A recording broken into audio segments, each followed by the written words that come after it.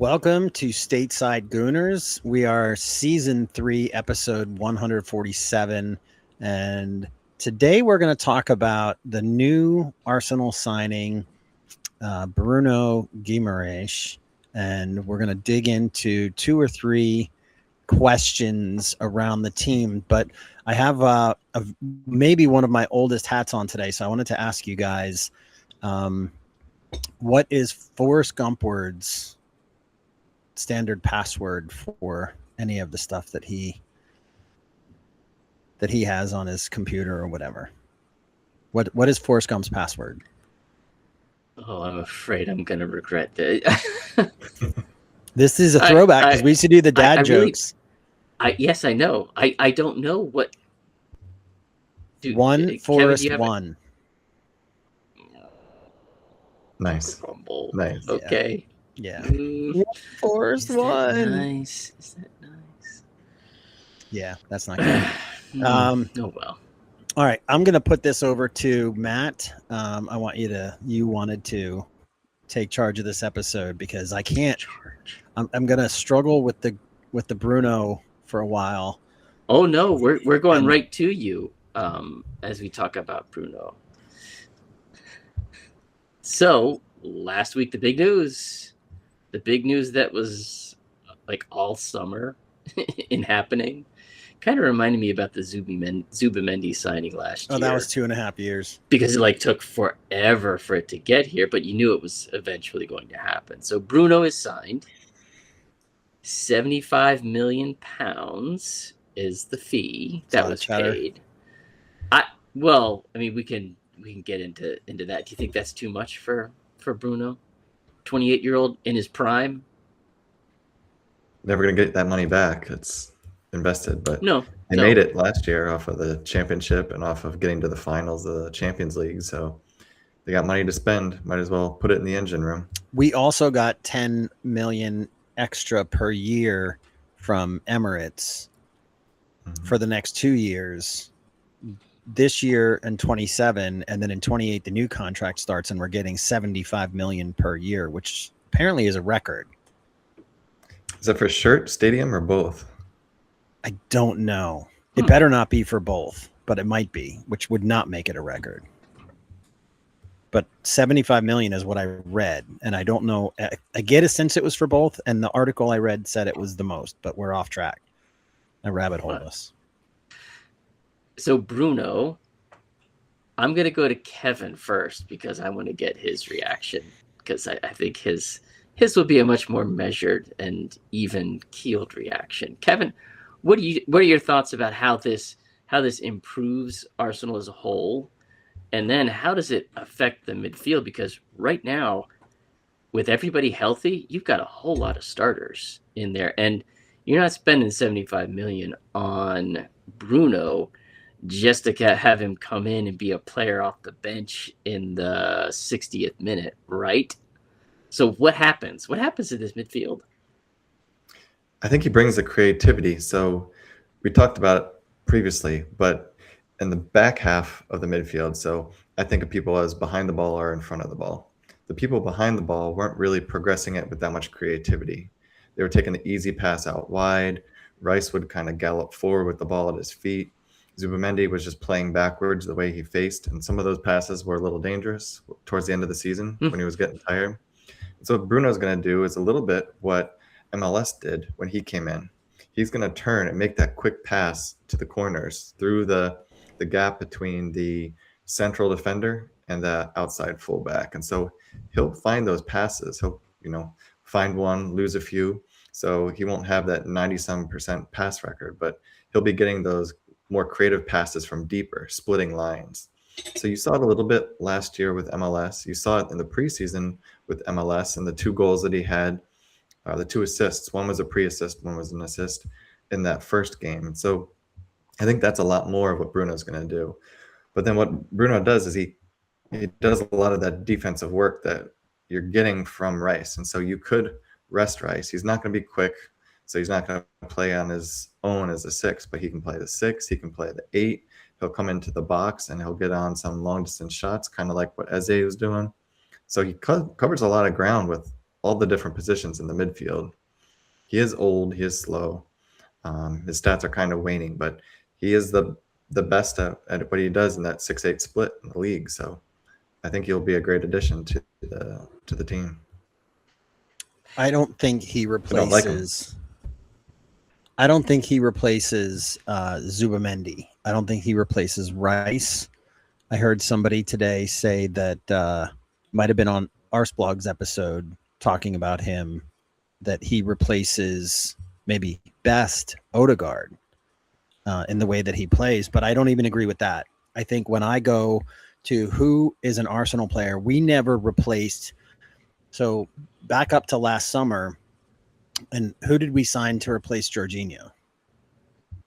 Norgard, right? Norgard was the. How'd Norgard work out? Yeah, Norgard was that last day. We don't. Yeah, and we don't have somebody that really can do the things that Jorginho can do in his vision.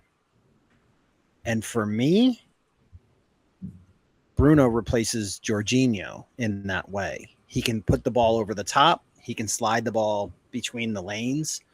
And we don't have somebody that has the vision to do that in the same way. Now, do I wish it wasn't Bruno? Maybe. But the Bill Romanowski thing that I've talked about, maybe on this show, maybe not, where, as a Broncos fan, when he played for another team, I didn't like him. But when he came and did dirty things for the Broncos, I didn't mind it as much.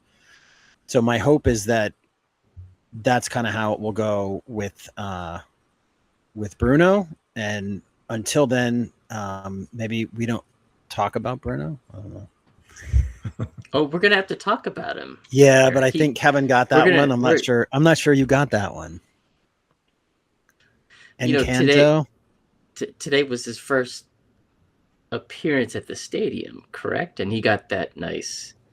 He did. I don't think he got a whole lot of booze. At least that's not what was reported. So we don't talk about Bruno. It's from a Disney movie called Encanto. Oh, okay. It's a song. Yeah. It's a song. Kevin got it. I got it. Yeah. That's because you've got children of the right age. Yeah, I must not have. Okay, it's been a while then. Well, it's not that old, but we have a musical family, so I had to watch it, and I enjoy it. But yeah, we don't have to talk about Bruno, but I'm sure we will. And I think that probably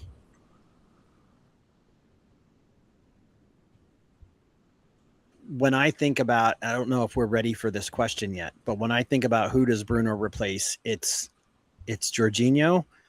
And on this team, whose minutes does Bruno get? He gets Zubamendi's minutes, and Rice plays deeper and he plays further forward. And nobody's going to get the minutes they got last year. Nobody. But he's going to get Zubamendi's minutes, and I think Zubamendi's not going to be with this team. Oh, that's a hot take. Wow. I don't know. When I look at midfield, I look at it behind the ball, in front of the ball. And so we've got 4, I'd say, behind the ball midfielders. You got Zuby, Rice, MLS, and now Bruno. And in front of the ball, you've got folks like Marino, Eze, Odegaard, and then pick your poison between Max and Waneri.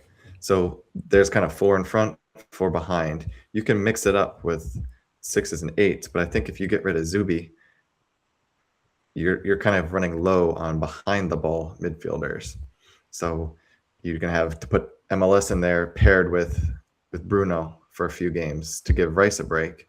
You'll have to have Rice and MLS, which worked pretty well last season.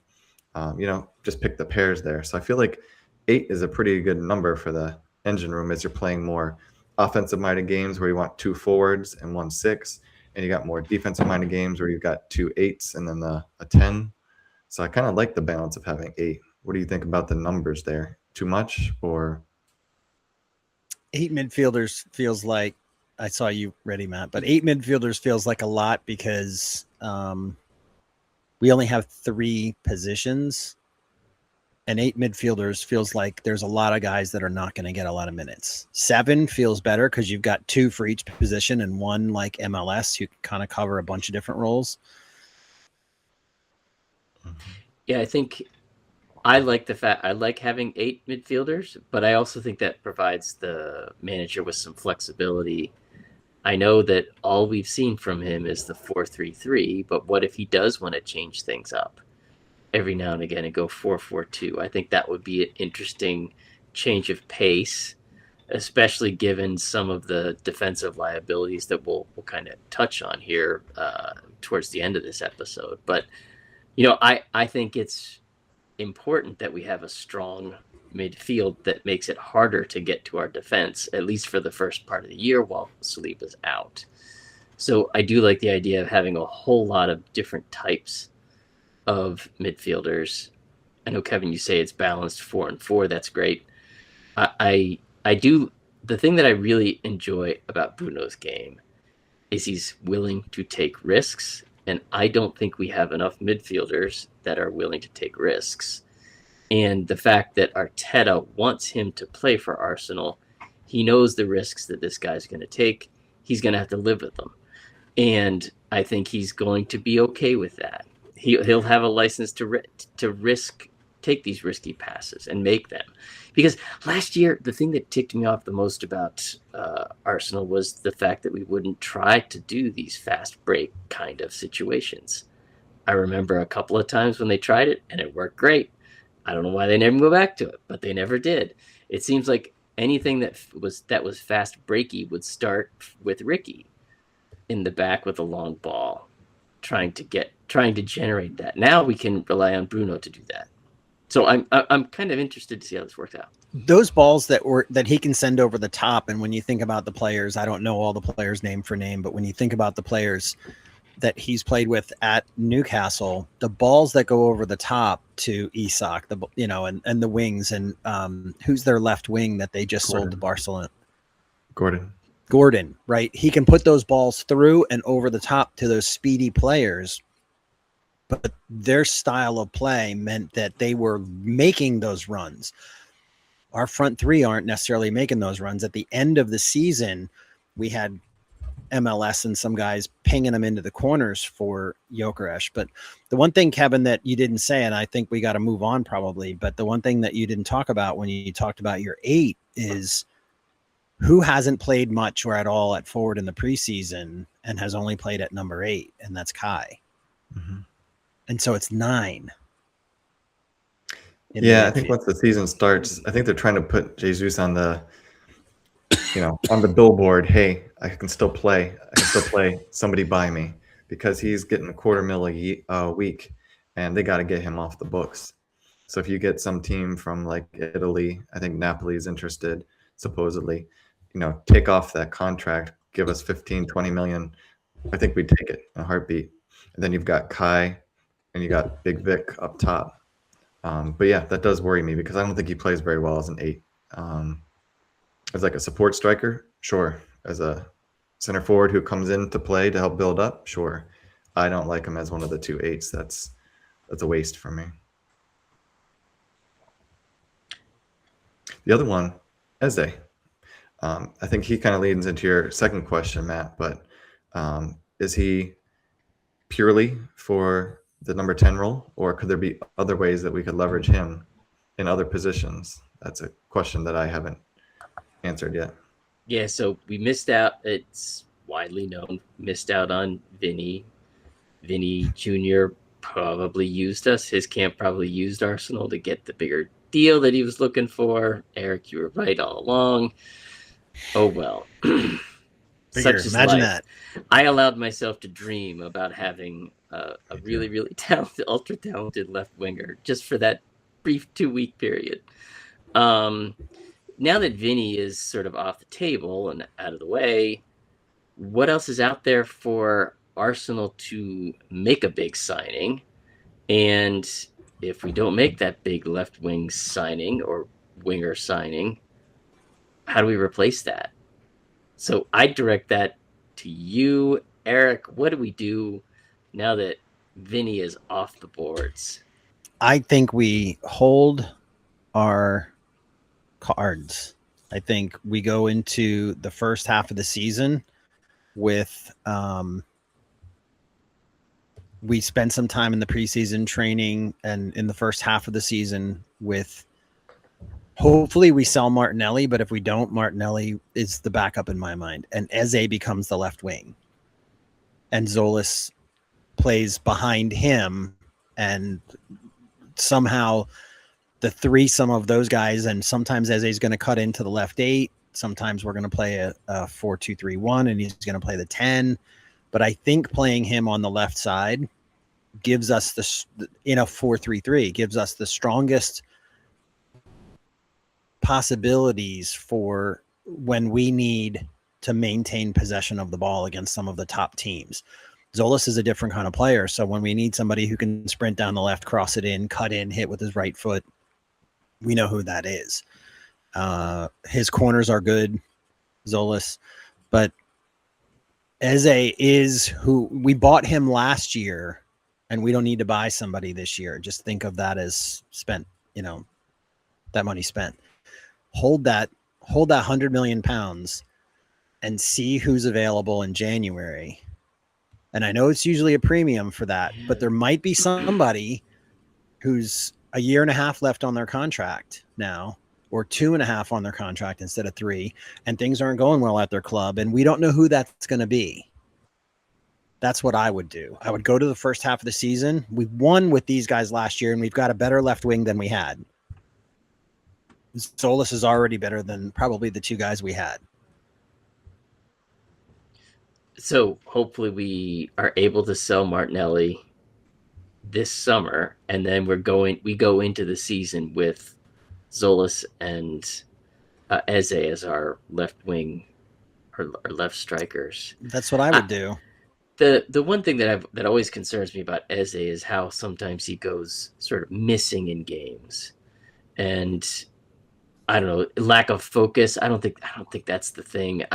I just, whenever he winds up on the left wing, he doesn't necessarily seem to be as engaged as a player and into the game as much as he should be, as I think he should be.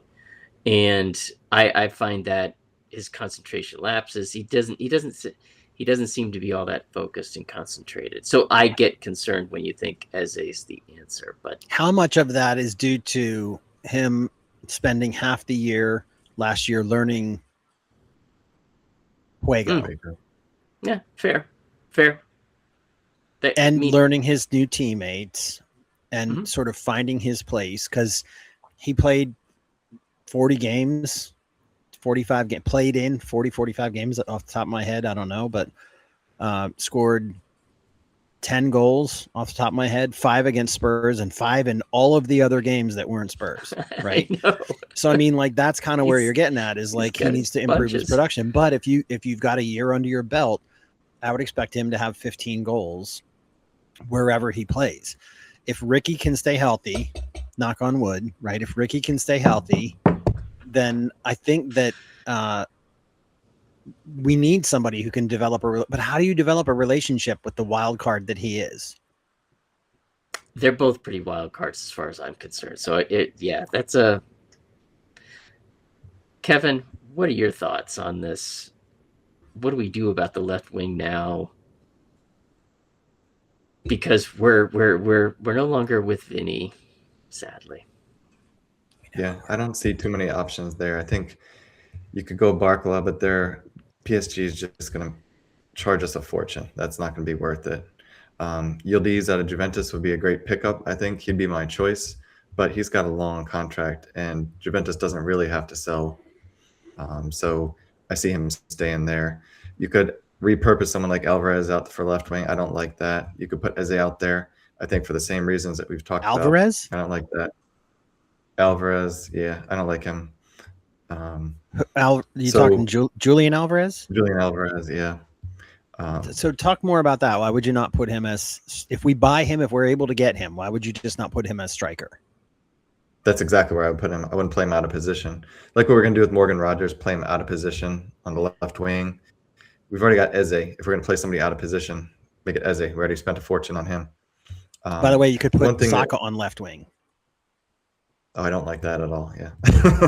He's our best player. Put him in his best position. Yeah.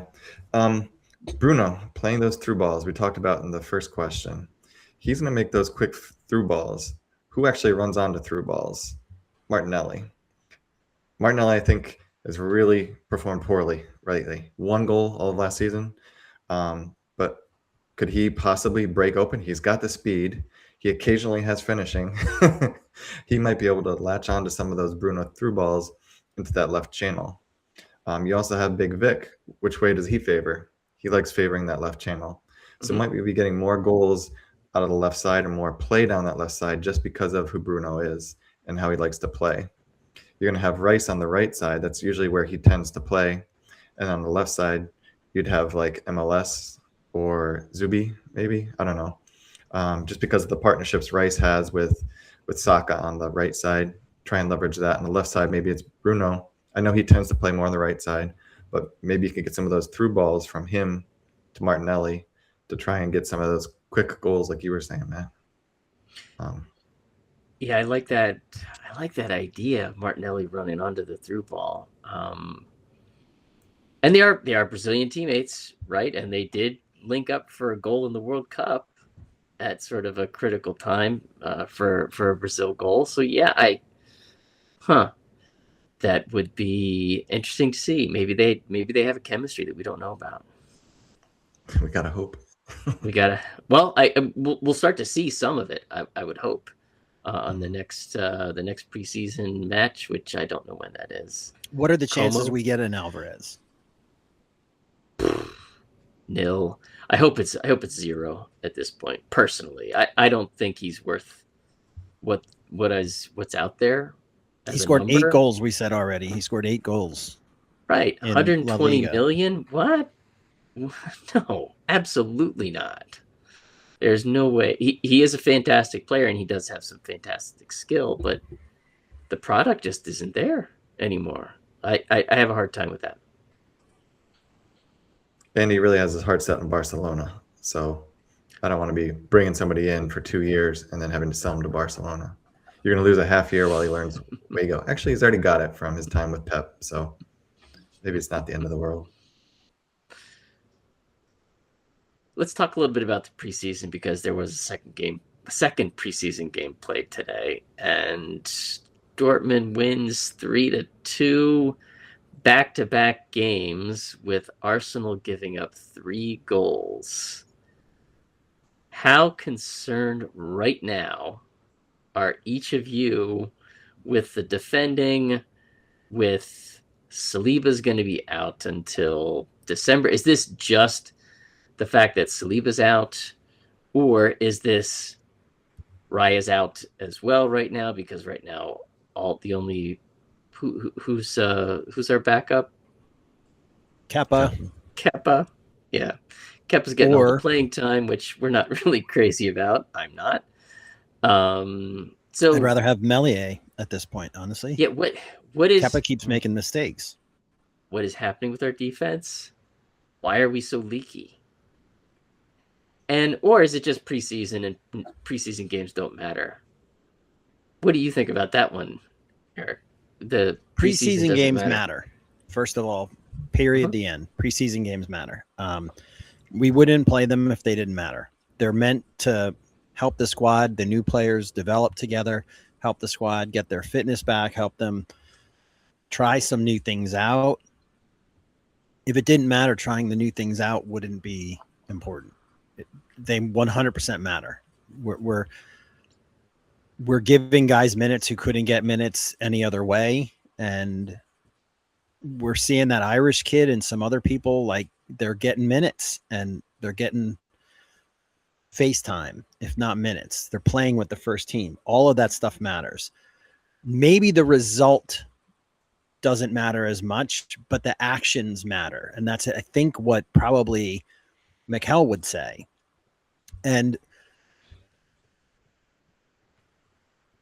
it's not the losing 3-2 to Dortmund today. It's the conceding 3 goals and the way we conceded them that matters.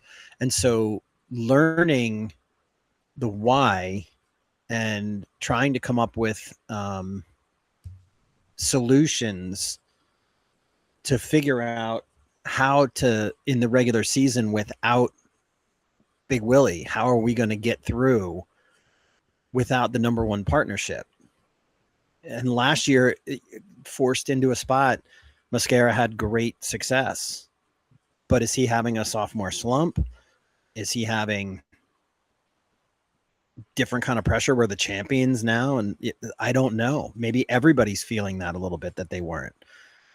But preseason matters, and he's going to have to solve it. I don't get paid to solve that. I get paid to talk about it after, but I don't even get paid for that.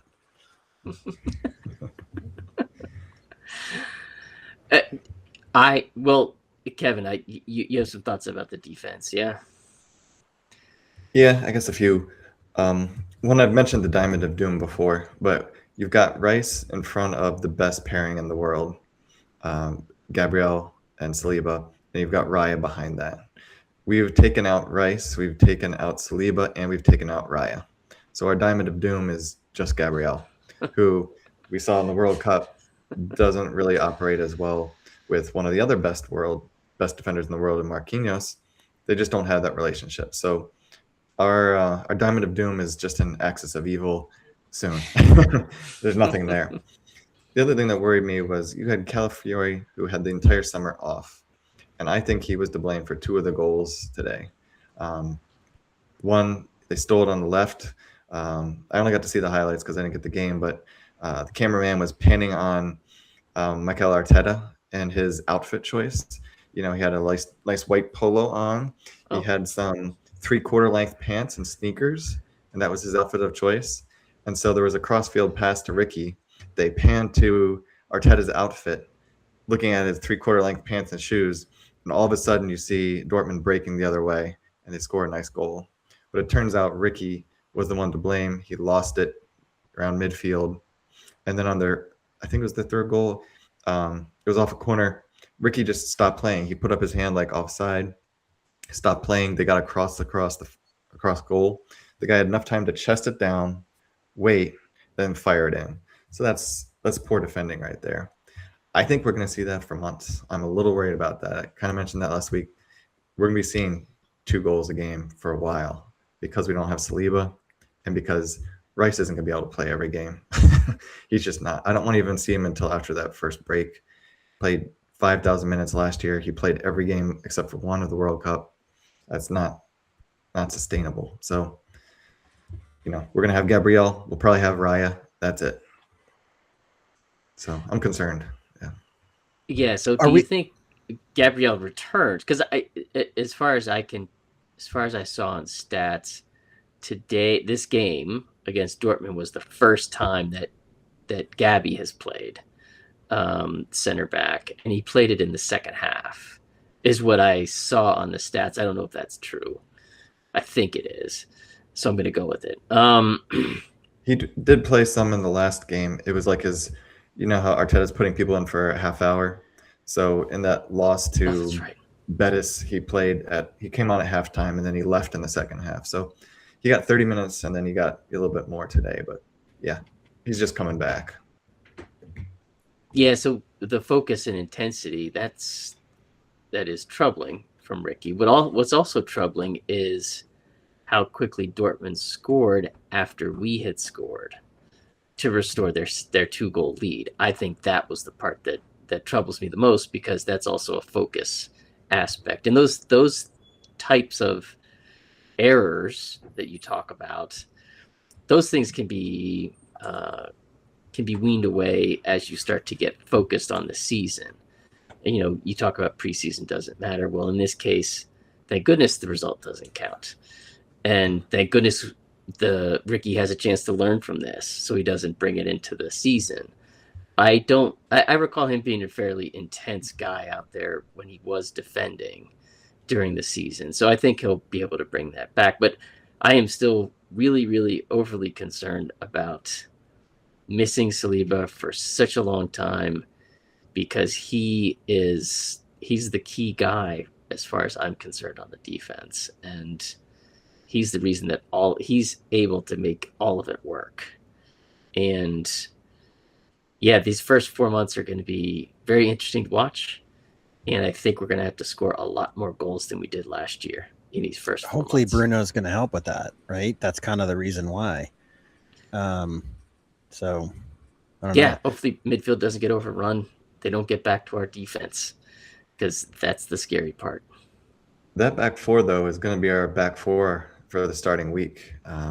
Timber's still out with ankle, groin, whatever he has. It's going to be a few more weeks. Groin, yeah. And then he needs a preseason from there. So he's probably a month and a half away from actually playing real ball. So it's going to be White and Mosquera as our only options on the right.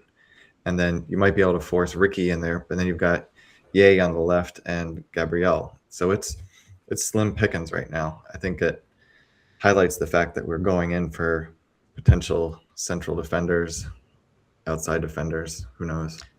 Yeah, those having 6 guys to play 4 spots, and 1, 2, 3 of them are fairly oft injured. That doesn't bring me a warm. You're talking fuzzy. White, Calafiore. Timber. Is he one of the 6? No, I'm talking White, Calafiore, as well as Hincapié. He was sometimes not available to play last year for reasons that were just weird. So he's got these fluky injury history. The 6 current healthy ones that we have, 3 of them, sometimes they're injured. I was looking for news and asked about those 2 players, Timber and Saliba. Arteta said, I can't be very precise with that. Urian is progressing really well. He's on the pitch. He's doing quite a lot right now, but he's still weeks away. I cannot tell you how much, which I'd take as I will not tell you how much.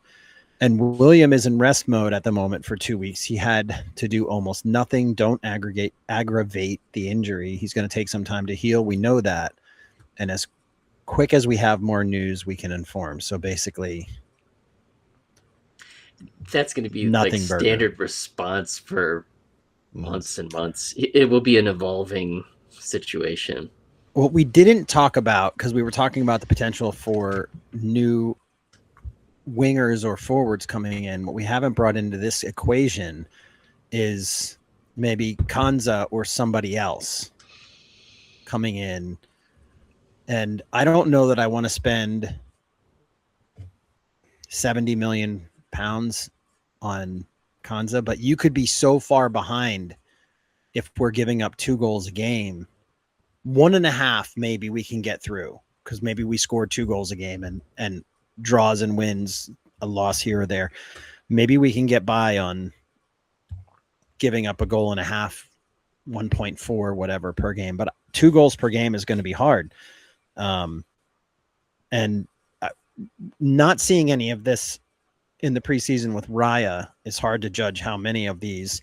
There are mistakes that were made in some of these games with Raya. And so I think probably we see Raya against Como, and then we see Raya in the game for the big plate. You're right.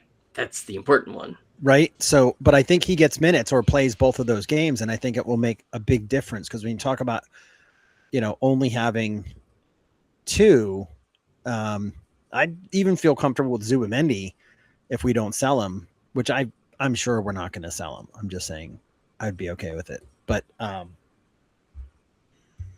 having Zubimendi in at the top of that diamond means we've got 3 of the 4 players. And if it is Mosquera with the right people around him, I think that it will be better. But mostly Raya telling people where to be and when to be there in the back, and having his shot saving ability, I think, is what's going to make a difference. But Kanza or someone else, especially Kevin, I don't know. I don't really want to see Kanza. I definitely don't want to see Romero. We always have to have our yearly pick from Chelsea. I'm thinking from Chelsea, their right back, their young right back, Josh Akampong. He'd be a decent pickup for the future. The one thing that worries me a little bit about Mosquera, when he played well, it was earlier on in the season. I think as the season came to a close, he was struggling a little bit. And who was his right back partner when he was struggling? It was White. when Timber was in, he covered a lot of mistakes, I think, that Mascaro might have possibly had. You've got the best right back in the league covering right next to the young guy. If you've got White, he's a little bit rash sometimes. He doesn't track back as fast as Timber. He's not as good in the one-on-ones. You're going to have him having to cover White a little bit out of position. So I'm a little concerned about that one. The only good thing I mentioned previously about Konsa is he's got those relationships. And so if he's playing triangles with Rice, if he's playing triangles with Saka, he's got that from the get-go. For a new player, it's going to take months for them to bed in, and it's just a waste of whatever money you're spending. So I don't really want to see that. It's a little easier for, I think, a defender to slot in, especially a central defender, to slot in a Juego. I would rather see John Stones because he knows it already. And I know he's older, but we can work around that. He went to Milan, though, or Inter. Oh, I didn't see that. I would have rather seen us go pick him up. So the other thing, Saliba is usually the one that's playing the 100 passes a game. He's pinging it around left and right, and he's usually the center when we form that three in attack. He's the center, and then Gabriel goes out to the left, and you've got Timber on the right or White on the right. I don't know how you're going to – he's like basically the quarterback or the point guard of the team. You've got to now have somebody else be that point guard of the team. Maybe that's one of those things that you have to have Bruno take up, Hey, you've got to come back between the center halves and start playing. That worries me a little bit. Same thing with Zubimendi.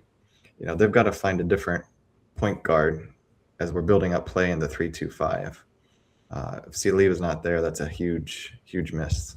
Not just defensively, but starting the offense. Something to watch for then in these next two preseason games before we get to that big first trophy, right? Yeah.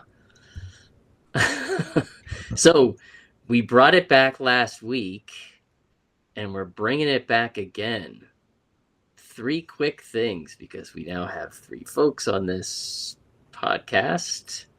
Who wants to go first? I'll go first. What's your quick thing, Eric? Arsenal has never gone a preseason in the modern era losing all of their preseason games. Now, that would include this year if you count 3-0 against MK Dons. But I don't think we go through the rest of the preseason losing all of our games, even if you don't count MK Dons, because that was significantly, behind competition. Girona was a second-tier Spanish team, so I don't think you count necessarily that one.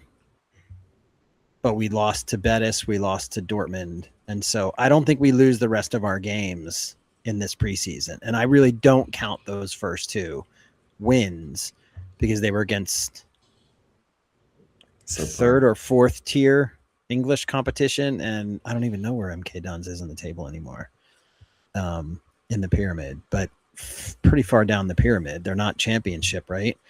And second tier Spanish team. So I'm just not. I don't know. I think we're gonna come away better, and as some of our players come back, we see, some of these guys come back. I don't think we see Saka, but I think probably based on minutes, maybe we see. Not Saka, not Rice, but the Spanish players will be back. The Brazilians are back. I think we see probably a ton of minutes back. Yeah, you're going to get all the English guys back, Zubi, Raya, and... I think we can't see Rice. I think we could see Saka. He didn't play a ton of minutes last year comparatively, but Rice is the one who needs to sit. But you could see all 3 of the Spanish guys. Absolutely. Right. Yeah. None of them were really starters. None of them played a ton of minutes. In fact, Zubi only played the very last minutes of the last game in the final. Raya got 0 minutes to my knowledge, and he was the goalie anyway. He wouldn't have been running around. That was great for him because he got to keep training.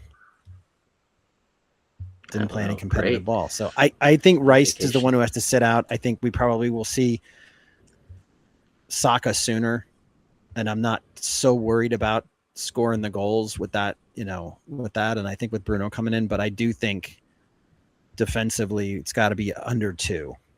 we got to get some clean sheets. We got to get some 1-goal Loads. games, and we're going to see some goals. The early part of our schedule isn't the worst, to be honest. It's not the worst. There's some games that we can play that maybe coming in the first few games outside of City are going to be, Team 115 charges are going to be, I got to get back into the swing of it, man. I know, man. You got it's season 3. What's going on?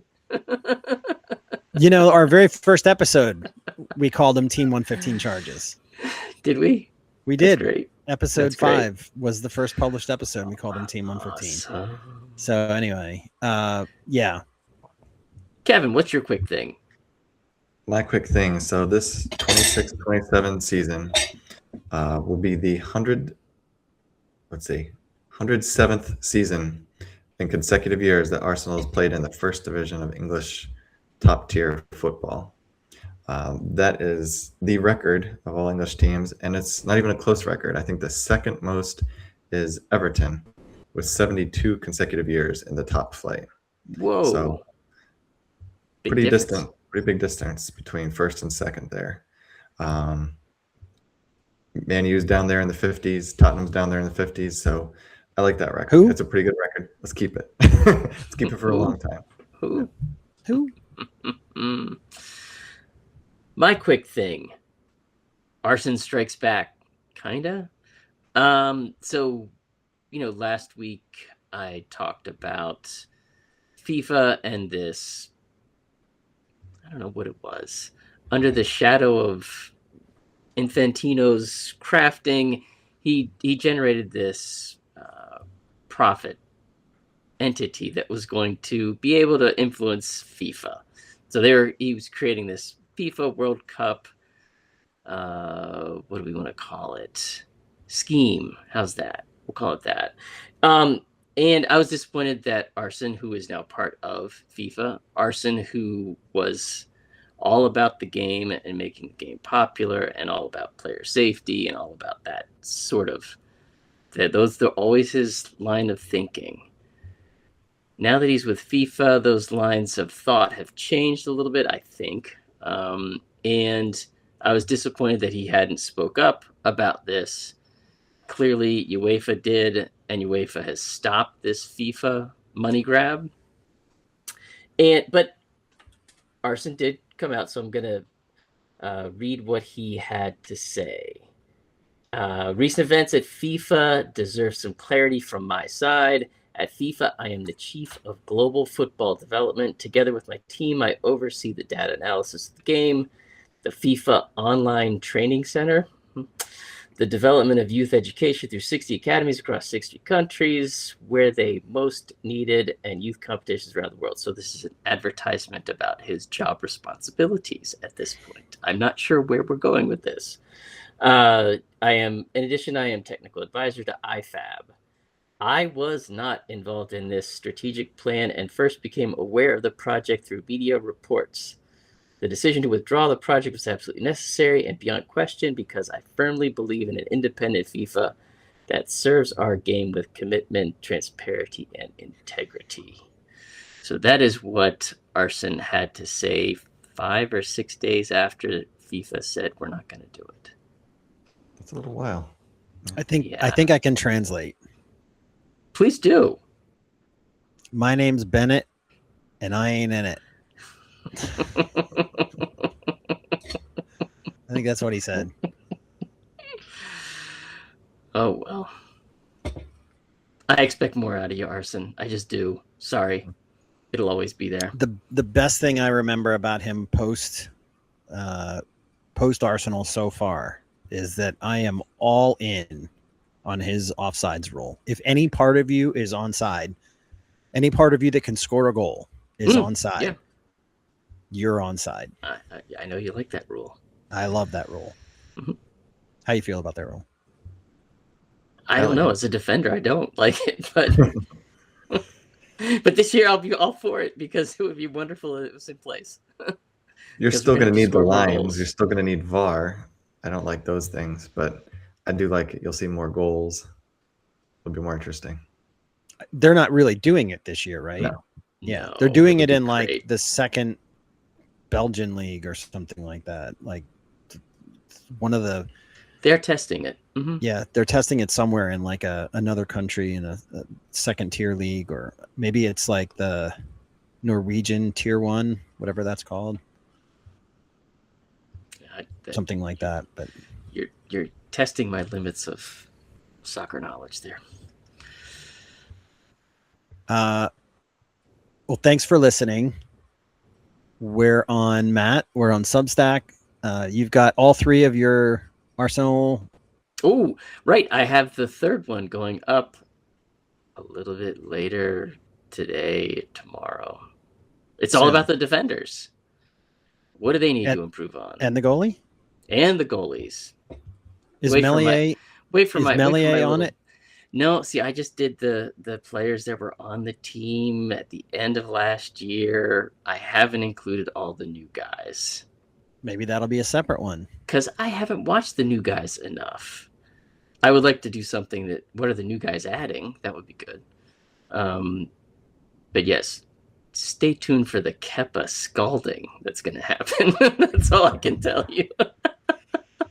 What do I need to work on? Well, be shorter to say what you don't. Be shorter to say what you don't. Let's start there.